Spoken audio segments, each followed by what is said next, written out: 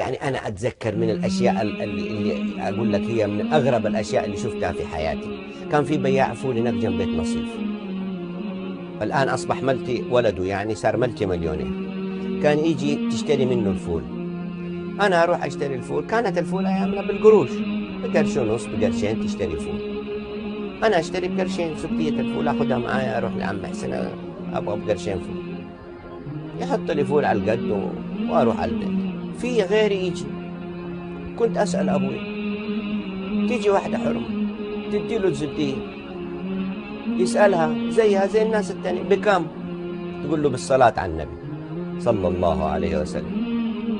يعبي لها الزبدية ويحط لها سمن.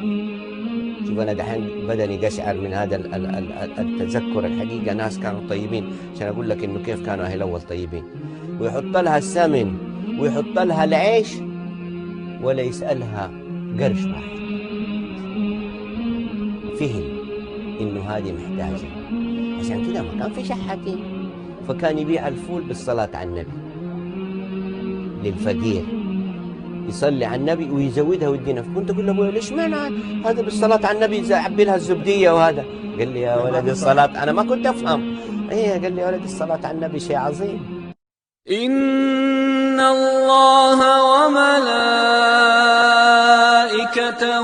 يصلون على